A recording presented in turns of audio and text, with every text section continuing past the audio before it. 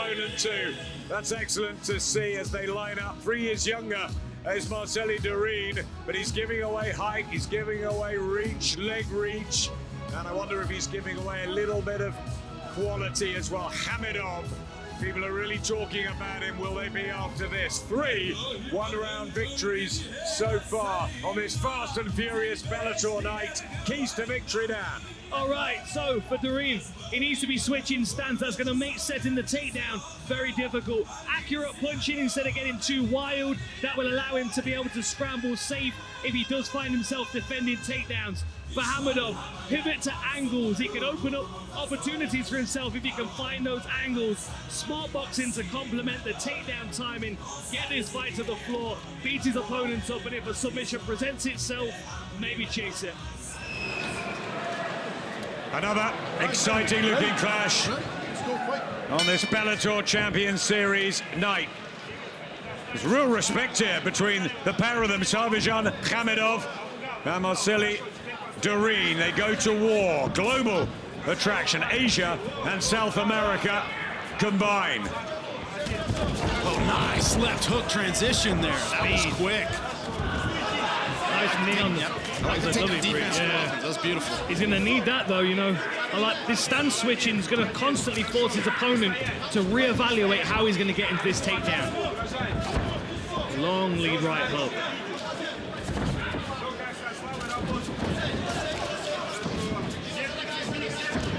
Sarvarjon trying to hold on to this clinch here while Durin's hustling, trying to shake him off.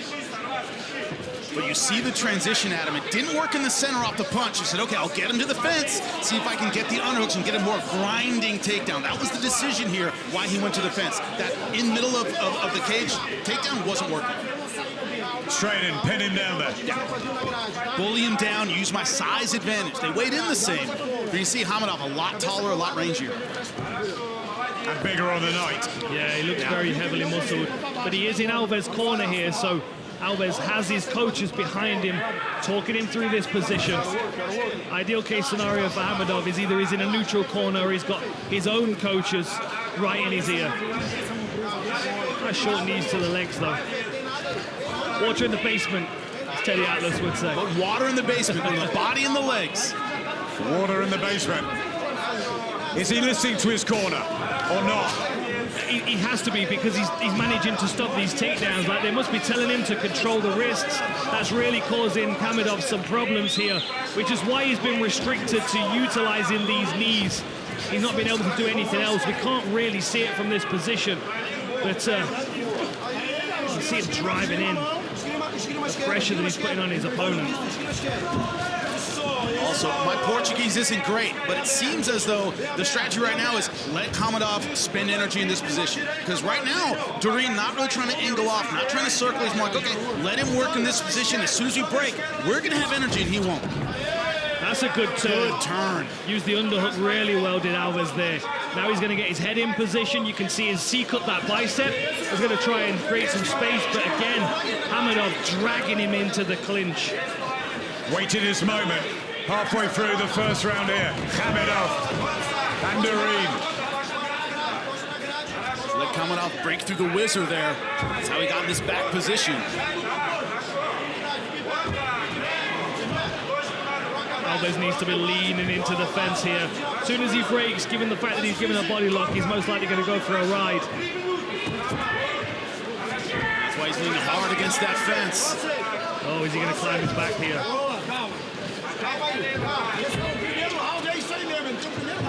I expect Khamidov to kick out that near side leg in a moment, destabilize the base, although these knees to the thigh, the gluteus maximus, very unpleasant, especially if you need to go back to footwork in a moment.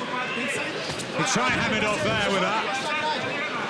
There's a good little hack to the near side leg with the balance of Alves. He's just paying attention to his corner. He must have known that he was going to be under this kind of pressure in the first round, knowing Khamidov's record, his reputation. But if you wait for an Eastern European fighter to run out of gas, it's never going to happen. Never going to happen. We don't have the arena booked for long enough, Jimmy. Exactly. So, this chop-down kind of fight, that's fine with Khamidov. He's great with that. Yeah, but Alves has got to be proactive. To your point, Jimmy, he can burn minutes of the fight here being controlled. And I know a great deal's not happening, but Khamidov is scoring with these knees. And if nothing else is happening, he's in a controlling position. So he's winning the round because he's doing more. That's it. That's a good bind on the leg. I wonder if he's going to get like some kind of lockdown from the back here and put all of his weight on his opponent. Yeah, difficult to get both hooks in against the fence. That cage gets in your way. Can't slip that right leg around. A guy like Khamidov is going to do damage from everywhere. 30 to go inside the first. Are we going to get one that goes around? Looks like it at the moment. And trying to put pressure onto the rear naked. One hook in. Good job from Alves. Turn around, making it a half guard battle. 15 to go.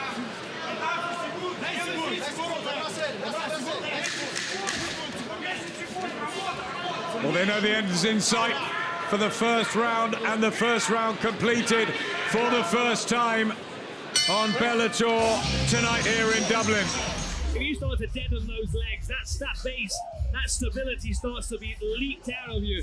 And that's where it might make it easier in the next round for Khamidov to be able to ground this fight for a longer period of time. And also for the majority of that fight, just like this, what is Durin doing? He's having to carry a man on his back the whole time, always putting that physical pressure. Khamidov trying to wear Durin out in that first round. He's got to get going here.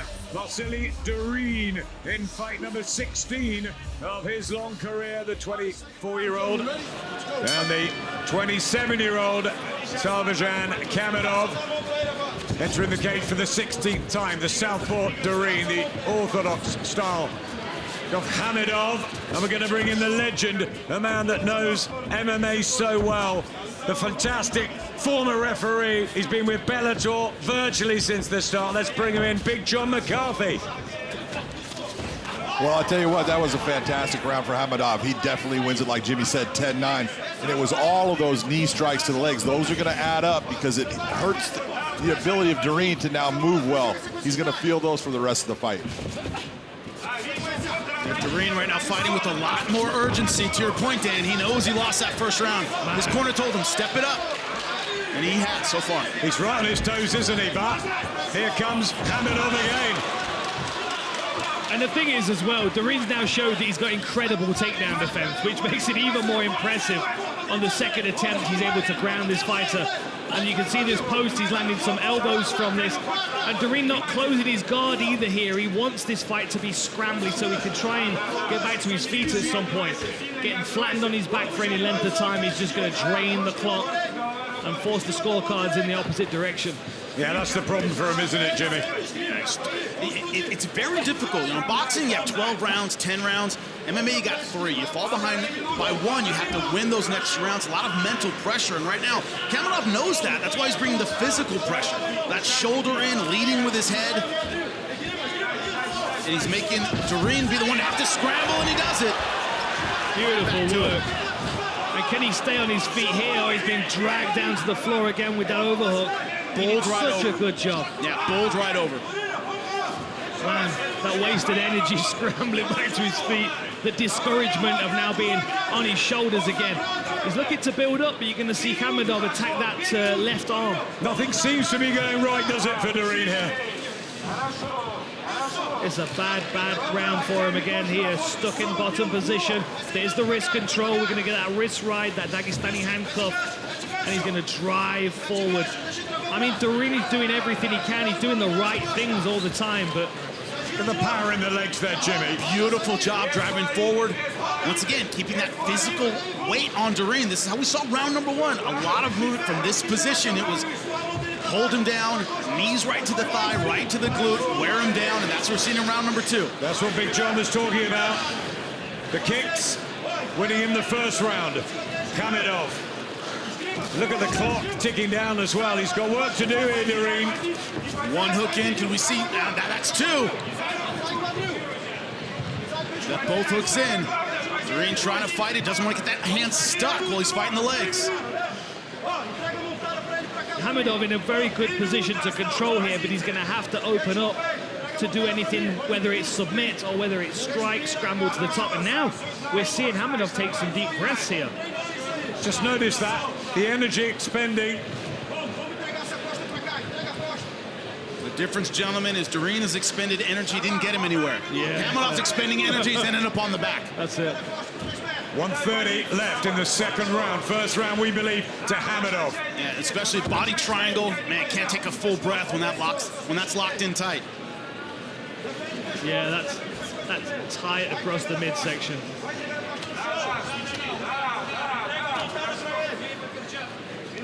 That good wrist control as well. Landing a few strikes here, have obviously the advantage of being behind his opponent. His opponent can't see where these punches are coming from. Fishing a little bit for the rear naked. The problem with the body triangle, a lot of times you're a little too high for the rear naked. You got to reach down for it. It can be hard to get, but it's a great position to strike from. It's difficult to reposition your opponent's body with a body triangle. Good for control, not good for flexibility. Same thing with body triangles in the guard, really, I suppose.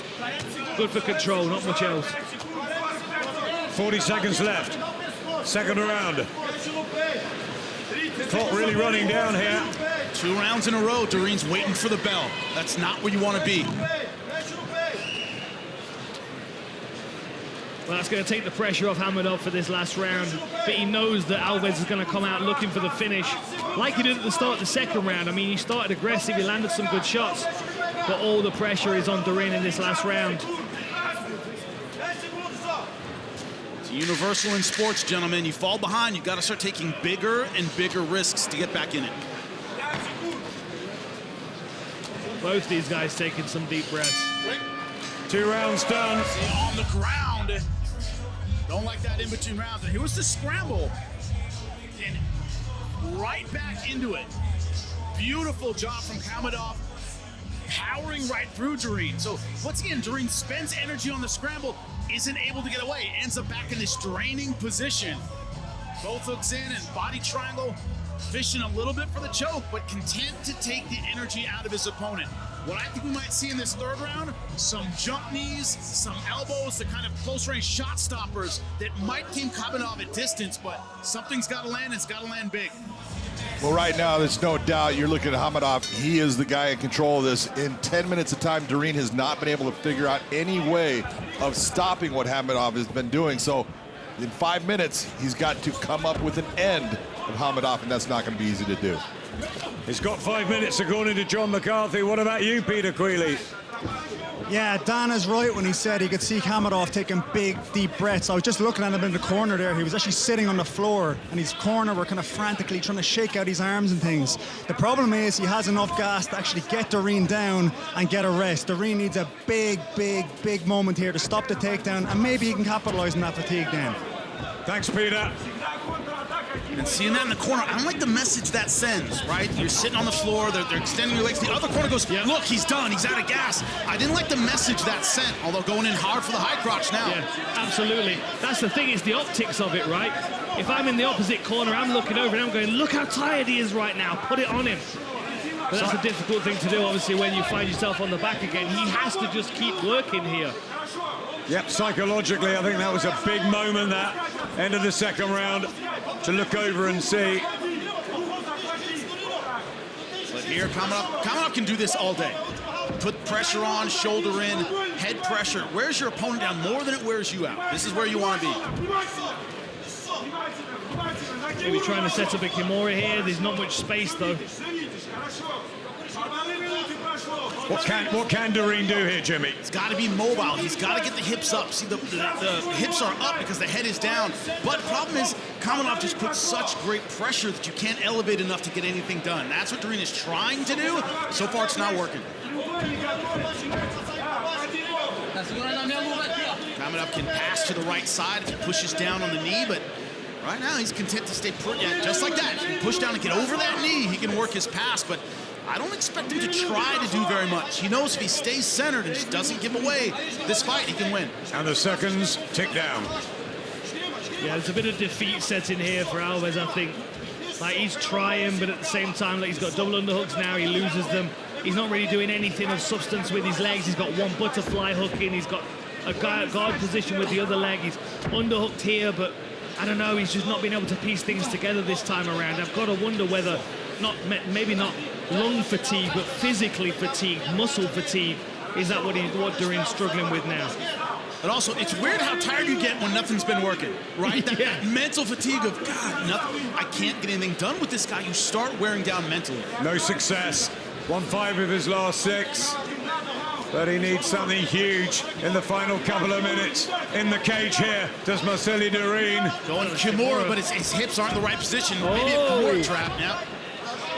Man, such good movement. Spins around, covers the hips, nullifies the arm attack. Just shut him up, didn't he? Closed the door. It's his recognition of the danger as well. Like, this is the other thing, is what is Alves going to be able to do that Khamidov hasn't seen on the floor, that he's not going to react to almost immediately out of instinct. Khamidov, 2 up and in control. Time running out for Marcirley Durin from Brazil. Man, I like this posting on the face, but he's just not able to get anything coupled with it. Can't get legs inside. This is the difference between grappling in Jiu-Jitsu and grappling in MMA. You see, Khamidov hasn't really tried that hard a pass. He really isn't trying to advance that much, not trying to do a whole lot. No real submission attempts. He's been able to negate the game of Durin and stay on top. So far, that's worked great for him. Really clever. Now, don't try to do too much. You've got butterfly hooks here, but the hips are so low and so heavy of Khamidov.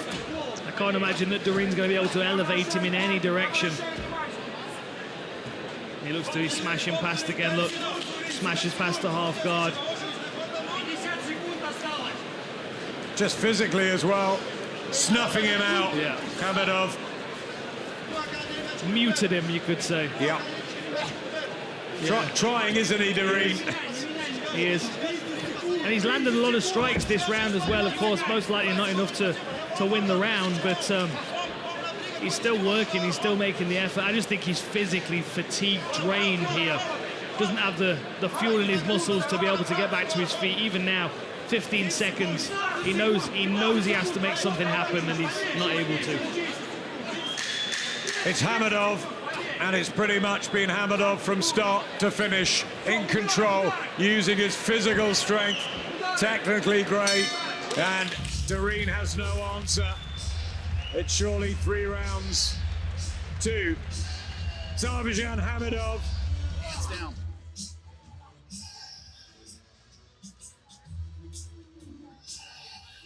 It's a level change. Beautiful job to the high crotch.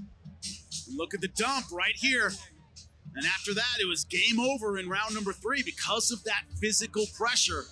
Looking for the Kimura trap, but look at the hips. Khamidov so heavy on the hips that Durin can't get the Kimura trap going. A lot of options from there, couldn't use any of them because of the heaviness of those hips and his ability to move. He can do both. Short ground and pound, no real risks. Didn't try to load any punches.